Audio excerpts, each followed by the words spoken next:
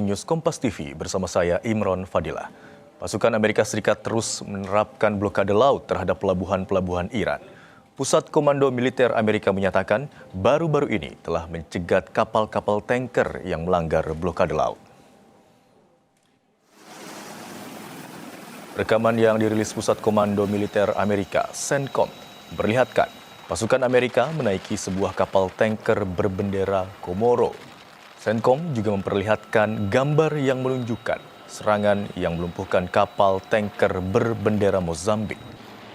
CENTCOM menjelaskan, operasi militer ini dilakukan akhir pekan kemarin di wilayah perairan di Teluk Oman dan Laut Arab. CENTCOM menyatakan hingga 25 Juli telah mengalihkan 12 kapal yang mencoba melanggar blokade laut, melumpuhkan 2 kapal yang melanggar blokade, serta menaiki 2 kapal untuk diperiksa.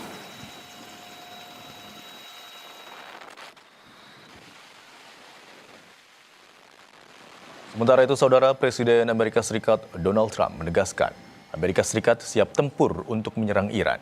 Sebelumnya, Trump menyatakan tengah mempersiapkan serangan besar-besaran ke Iran. Trump menyatakan tidak bisa memberi penjelasan mengenai kapan serangan besar-besaran akan dilancarkan karena saat ini tengah berunding dengan Iran. Namun ia menegaskan militer Amerika Serikat telah siap untuk melancarkan serangan besar tersebut.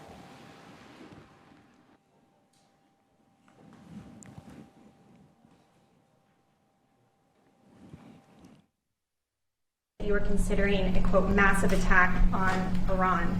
What is the tipping point for you to make the decision Well, to I make can't an tell attack? you that. Right now we're talking to them, so, maybe there won't be a tipping point, and maybe there will. And we're ready to go. Look, we're locked and loaded. We're ready to go, but we're talking to them, so maybe there will be, maybe there won't be a tipping point. Wakil Ketua Parlemen Iran, Ali Nighzad, memperingatkan negara manapun yang mengizinkan wilayahnya digunakan untuk menyerang Iran akan menghadapi pembalasan dari Iran. Lokasi peluncuran akan dianggap sebagai target yang sah bagi pasukan Iran. Ali Nighzad secara khusus menyebut beberapa negara Eropa seperti Inggris, Bulgaria, dan Ukraina agar tidak membantu melancarkan serangan Amerika Serikat terhadap Iran. Pernyataan ini muncul setelah Teheran menuduh Ukraina telah menyerang kapal dagang Iran di Laut Kaspia yang mengakibatkan 1 pelaut tewas dan beberapa lainnya terluka. در طول سالیان گذشته هر گونه کارشکنی توسط دولت‌های اروپایی را تحمل کرده ایم. به این دولت‌ها و به ویژه دولت جدید انگلستان و به پارلمان و دولت بلغارستان و به دولت اوکراین هشدار می‌دهیم که خود را بازیچه دست امریکا نکنند و از ورود به ماجراجویی‌هایی که مربوط به آنها نیست خودداری کنند. جمهوری اسلامی ایران این حق قانونی خود را در دفاع از تمامیت ارضی خود همیشه به کار خواهد گرفت و هر نقطه‌ای که مبدأ تجاوز به کشورمان باشد قطعاً هدف مشروع نیروهای مسلح ما خواهد بود و اقدام نابخردانه دولت اوکراین بی جواب نخواهد ماند.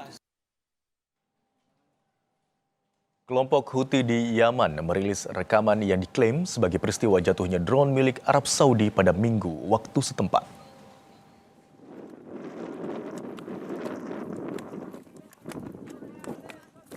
Juru bicara militer Houthi mengklaim drone dijatuhkan di atas provinsi Jauf. Kantor berita Amerika Serikat Associated Press tidak dapat memverifikasi secara independen kapan atau di mana rekaman tersebut diambil ataupun situasi yang melatar belakanginya. Arab Saudi tidak segera memberikan komentar terkait klaim tersebut. Kantor berita semi-resmi Iran, Fars, menayangkan rekaman yang diklaim sebagai kapal-kapal di Selat Hormuz pada Minggu waktu setempat. Dalam rekaman tersebut, terdengar suara koresponden yang bicara tembakan peringatan dilepaskan ke arah 2 kapal yang mencoba melintasi Selat Hormuz.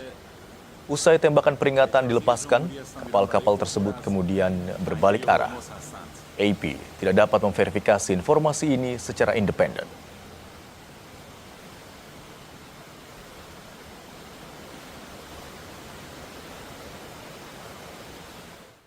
Dosen Ilmu Politik Universitas Udayana, Evata Filomeno, berpendapat bahwa isu rudal Amerika Serikat menipis di tengah dihentikannya serangan Amerika Serikat ke Iran adalah taktik Donald Trump untuk menggalang bantuan dari negara-negara Arab Teluk untuk perang yang lebih panjang dengan Iran. Berikut analisisnya.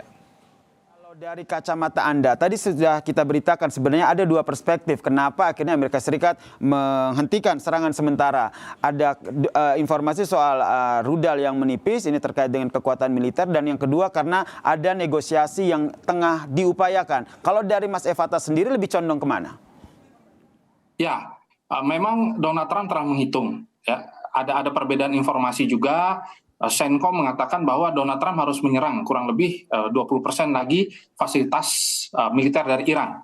Tetapi hal ini kontradiktif dengan apa yang disampaikan oleh jenderal mereka sendiri, Kepala Staf Gabungan, bahwa Amerika Serikat sudah kekurangan rudal Patriot. Memang rudal tersebut biasanya diproduksi per bulan itu 20 saja.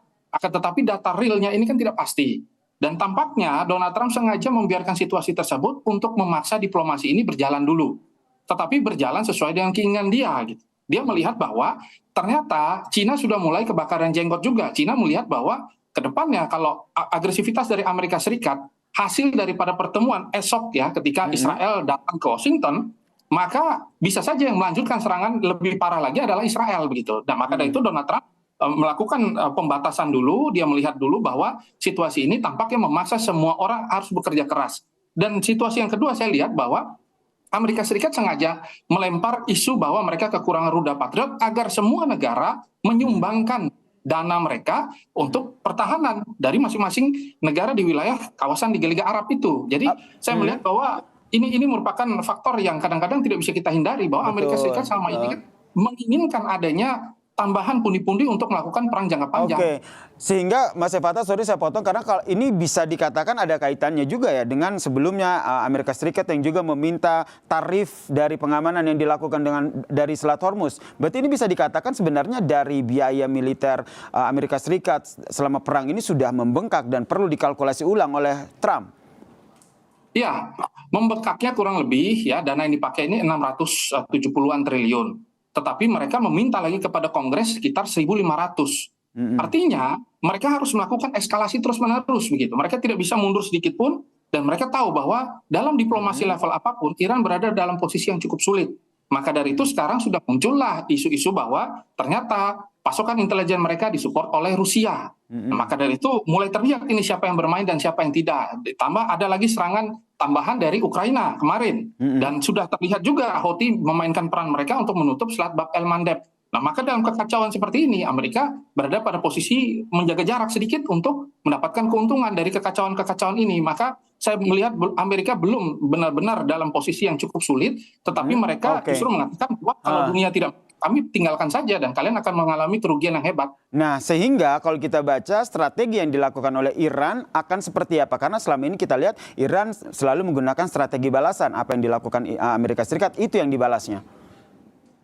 Ya, tentu Iran ke depannya nanti tetap akan mengancam dengan proksi-proksi mereka. Mereka juga berharap bahwa Selat Hormuz ini menjadi satu kekuatan yang tidak bisa dinegosiasikan lagi.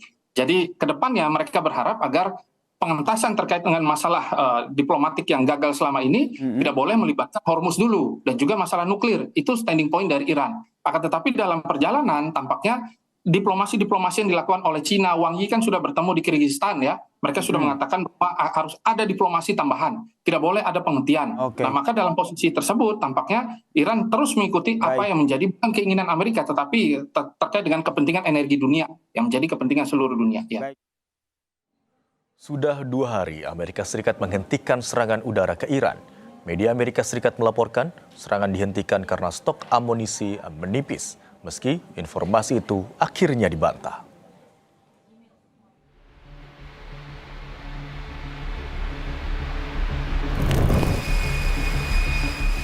Dua pekan tak henti menggempur Iran. Militer Amerika Serikat tiba-tiba menghentikan serangan ke Iran sejak Jumat malam. Salah satu media AS melaporkan serangan dihentikan karena stok amunisi menipis. Namun dugaan itu dibantah Duta Besar AS untuk PBB, Mike Waltz. Menurut Mike, serangan dihentikan karena Presiden AS Donald Trump ingin memberi ruang perundingan Iran dan Oman membahas Selat Hormuz. To surprise you, the New York Times is off base. As the president said, we are locked and loaded. Even more assets are going into theater. But he's giving talk some space. He's giving it a little bit of room. We've had both Oman and Iran and a number of our other negotiators engaged at every level, from the most senior levels all the way down to the technical level over the past few weeks, and particularly in the past few days. Sementara itu, juru bicara militer Iran bilang, setelah AS menghentikan serangan, Iran juga menghentikan balasan. و اجازه ندیم امریکایی‌ها همچنان به نقض عهد خودشون ادامه بدن و تلاش کردیم امریکا رو سر خط بیاریم و تمکین کنه از مفاد تفاهمنامه. تا 2 شب قبل این حملات ادامه داشت، ولی در 2 شب اخیر امریکایی‌ها حملات خودشون رو متوقف کردن و از اونجایی که ما هم اساساً همونطور که عرض کردم راهبردمون تلافی جویانه بوده، عملیات‌های تلافی جویانه رو متوقف. Di balik keputusan Trump hentikan serangan ke Iran, Ketua Kepala Staf Gabungan Dan Kane memperingatkan resiko operasi berskala besar bisa menghabiskan persediaan rudal pencegat milik Komando Pusat Amerika Serikat. AS telah menembakkan lebih dari 1.200 rudal pencegat Patriot yang masing-masing berharga $4 juta AS.